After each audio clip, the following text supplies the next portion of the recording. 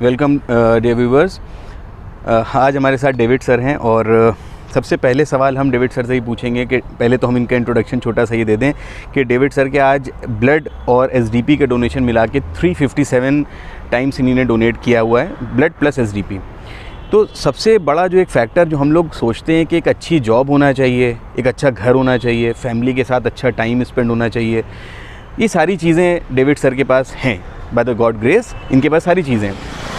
हमें ये समझ में नहीं आता कि पहली बात तो ये कि जॉब में इतना टाइम आप कैसे निकाल लेते हैं सर कि ऑल ओवर इंडिया आप घूमते हैं और डोनेट करते हैं। दूसरी चीज़ ये कि आपको ऐसी क्या ज़रूरत है कि आप इतना डोनेट कर रहे हैं, लोगों के लिए इतना काम कर रहे हैं। और ये जहाँ तक ये बात कही जाती है कि सोशल रिस्पॉन्सिबिलिटी के अंडर ये सारी चीज़ें आती हैं, तो सोशल रिस्पॉन्सिबिलिटी कहीं से इमर्ज होती है, कहीं से उसकी एक एग्जिस्टेंस क्रिएट होती है और उसका एक मोटिवेशनल फैक्टर होता है। हमारे व्यूवर्स ये जानना चाहते हैं कि आप ऑल ओवर इंडिया कैसे टाइम निकाल के इतना घूमते हैं, ये बड़ी हैरत की बात है। और ये सोशल रिस्पॉन्सिबिलिटी आपने क्यों समझा कि आपके लिए ज़रूरी है कि लोगों की आप मदद करें? I am forwarding a mic towards Mr David. मेरा मानना है ऐसा कि सोशल रिस्पॉन्सिबिलिटी तो होना चाहिए सभी के लिए, है ना, सभी के लिए होना चाहिए। और जब मुझे ये पता चला कि भाई मेरे में वो हुनर है या ताकत है, ऊपर वाले ने हमको ये ताकत दी है, तब ये जहन मेरे दिमाग में आ गया और मैंने करना चालू कर दिया।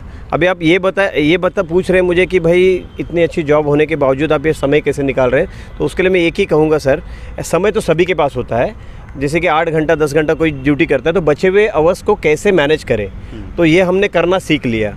हम उसी समय को यूटिलाइज़ कर रहे हैं और उसी को यूटिलाइज़ करते करते आज मतलब ऑल इंडिया बोलो तो ऑल इंडिया डोनेशन करने का ऐसा है कि हम जहाँ पे जाते हैं वहाँ पे जाके डोनेट करना ज़रूरी समझते हैं। और डोनेट करना इसलिए अच्छा है कि जो लोग मतलब जो ये तकलीफ़ जो है ना हमारे पास नहीं आनी चाहिए, मतलब हमारे परिवार हमारे रिश्तेदार में ये तकलीफ़ नहीं आनी चाहिए। इसलिए हम पहले से प्रिपेयर्ड होते हैं कि डोनेट करें और लोगों की मदद करें। और ये बहुत आसान है और कर सकते हैं सर, सभी लोग कर सकते हैं। बहुत अच्छी बात कही डेविड सर ने कि सोशल रिस्पॉन्सिबिलिटी इसलिए ज़रूरी है कि हमारे परिवार में कोई ऐसी मिसफॉर्च्यून हो उससे पहले हम प्रिपेयर कर लें। ये बहुत अच्छी बात है, क्योंकि लोग कहते हैं कि जब आपके घर पे कोई मुसीबत पड़े तो दान पुण्य करें।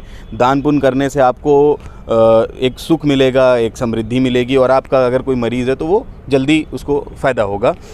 तो ये बहुत अच्छी बात है कि हम प्रीपेड काम करे ले रहे हैं कि कल परेशानी आने के बाद हम वो काम करें। इससे पहले ये है कि हम अभी अपना काम किए ले रहे हैं और हम अपना पार्ट परफॉर्म किए दे रहे हैं। बाकी ईश्वर के हाथ में कि वो हमारे वो मुसीबत आने ही नहीं देगा। अगर आती भी है तो वो जल्दी से जल्दी ख़त्म हो जाएगी और हमें उसका एहसास भी नहीं होगा, क्योंकि दूसरों का दर्द अगर हमें समझ में आने लगेगा तो ज़ाहिरन हम एक बहुत अच्छे मनुष्य हो जाएंगे, एक बहुत अच्छे ह्यूमन बनेंगे। और फिर हम अपने को दूसरे जो बीइंग्स हैं, जो क्रिएचर्स हैं, जो गॉड ने क्रिएट किए, हम उनसे अपने आप को डिफ्रेंशिएट कर सकते हैं। That is a very important thing.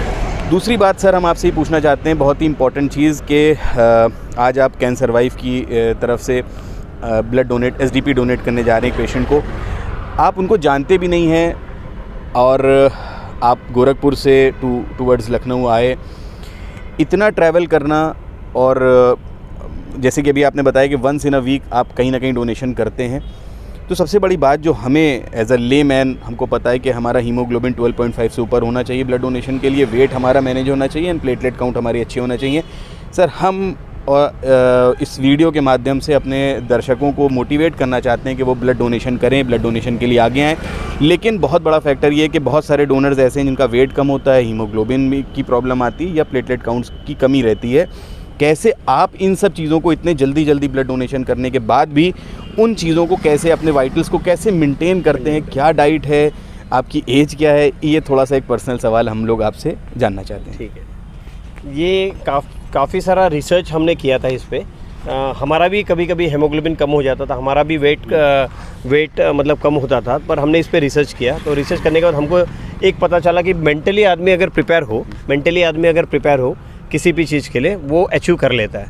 तो हमने अपने मेंटल को पहला क्लियर कमांड दे के रखा था कि भाई मुझे ये करना है। पर बहुत बार ऐसा होता था कि डोनेशन कभी पता ही नहीं चलता था, कभी रास्ते में हो, कभी कैंप में जाए। तो इसलिए हमने ना अपना एक गोल बना के रखा था कि हमको एक गोल बनाना कि इस मुकाम पे हमको ना बहुत ऊपर तक पहुंचना है, हम इंडिया में नंबर 1 पे आए या वर्ल्ड में नंबर 1 पे। तो ये फिगर्स को हमने ना अपना एक बना लिया था। तो मैंने अपना एक टारगेट बनाया था कि 1200 डोनेशन हमको करना है 1200 डोनेशन जो वर्ल्ड का नंबर 1 हो। तो उस गोल को लेके मैंने अपना रिसर्च चालू किया था।